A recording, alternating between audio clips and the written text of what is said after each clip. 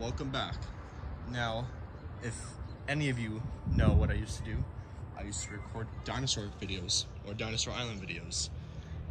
And now I have decided to continue this series with an entirely new island and new characters.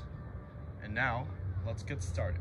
Recently, the island has been lacking something. Not just plants, but dinosaurs itself. There have not been many. They've either just become more rare or they've all been hibernating, as it is actually about to become spring. And in this episode, we will see some of the first remnants of the dinosaurs. Within one of the many forests on this island, we look inside this little hole to see an egg, but not only an egg, a newly born baby Brachiosaurus. We will call this baby Goldenweed. He is a small, newly born Brachiosaurus, as I mentioned earlier.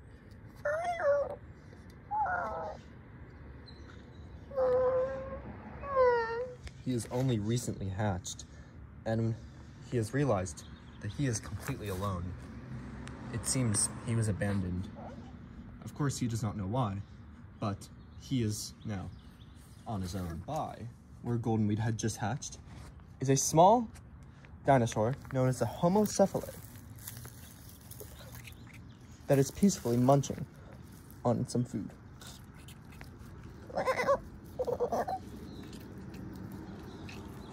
We will call this little Homocephalus Penny. Penny is unfortunately on her own, which makes her a very easy target for any hungry carnivore that is nearby. But she's quick and nimble. Nearby, where Goldenweed and Penny were, we see one of the very things I had mentioned earlier, a predator.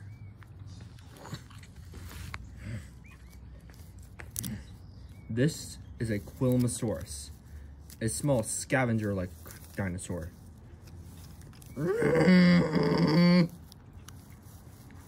It was attempting to sniff out a small mammal-like creature, but it is unable to get any farther within the hole without getting stuck. The quilmosaurus must search for a smaller item or a dead body, so he goes off.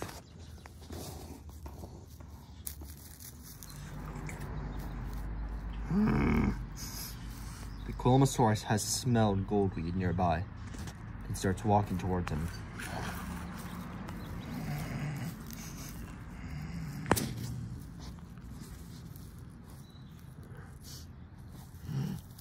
Does not realize that he is about to be in mortal danger. Though suddenly, just as the quilmosaurus is about to come up, the quilmosaurus turns to see a Proceratosaurus who had also been about to take out Goldenweed.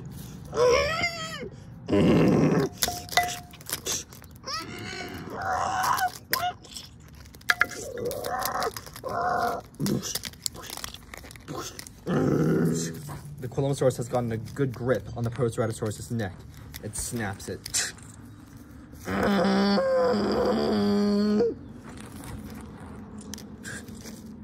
Perhaps the quilmosaurus does not need to go after Goldenweed and feasts on his newfound kill.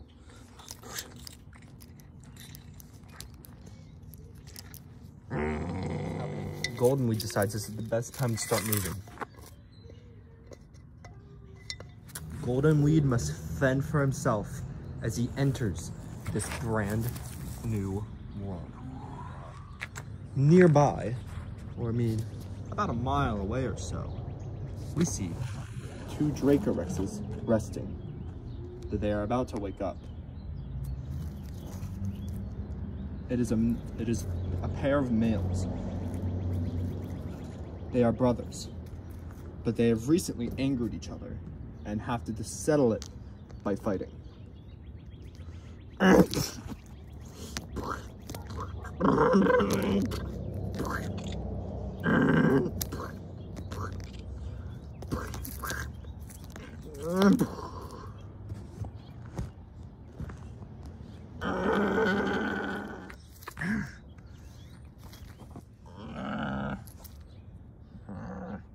They are both already tired from their battle, and they both go back to resting. We see a smaller but more lethal herbivore. An Edmontonia is Gastonia, sorry, is grazing on some nearby clovers. The Edmontonia is not like other ankylosaurids and does not have a club on the end of its tail. It instead uses its shoulder plates on its back to defend itself. So far, he's at peace.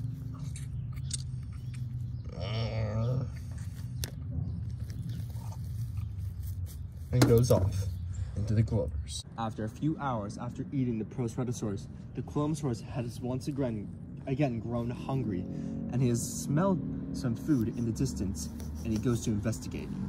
He has stumbled upon a dead Pteranodon with a small Pteranodon already feasting on the carcass. The quilmosaurus is about to attempt to get some of his own fill or scare the Pteranodon away. He suddenly hears a screeching sound from above. The quilmosaurus looks up, confused.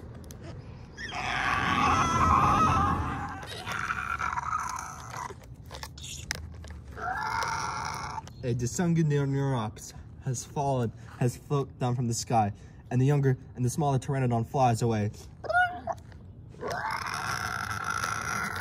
The quilmosaurus also wants a piece of it, but the Hatsagopterx has already begun to munch on the food, completely ignoring the quilmosaurus. They start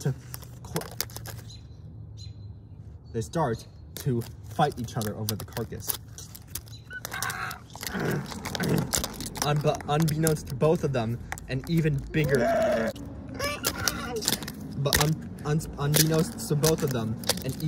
predator has flown down behind them.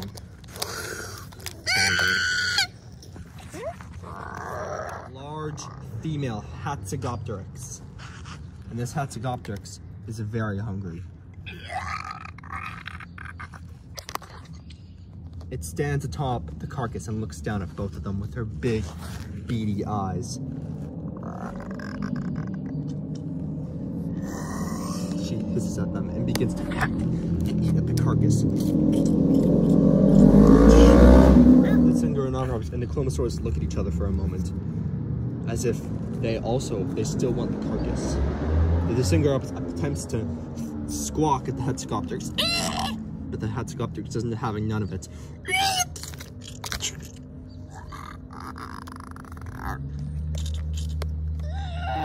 The quilmosaurus in this situation would back down, and he is thinking about doing so. But before he does anything else, the Hatsagopterx tries again.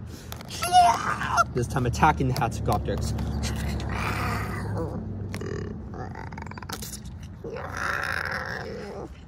The Hatsagopterx backs away suddenly, sniffing something. The quilmosaurus takes an advantage to take a bite out of it, but the Hatsagopterx suddenly pecks out of him away. Then the quilmosaurus backs away. Nearby, an even larger predator has suddenly taken a whiff of the carcass, and is an adult female Brachiosaurus. An adult male Brachiosaurus, and he starts to waltz over. But instead of going for the carcass, he goes for something else. The Brachiosaurus has taken a bite out of the quilmosaurus' side, and the quilmosaurus has no choice but to retreat.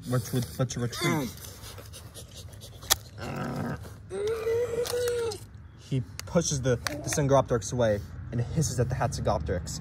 The Hatsagopterx has already taken a few bites and has had enough, and she retreats as well.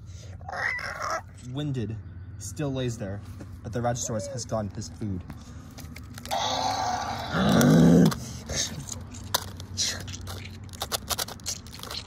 Dinosaurus had been forced to retreat and is now resting quietly. He has deep wounds on the side of his body, and he will have to heal, and he won't be able to attack anyone for a few days.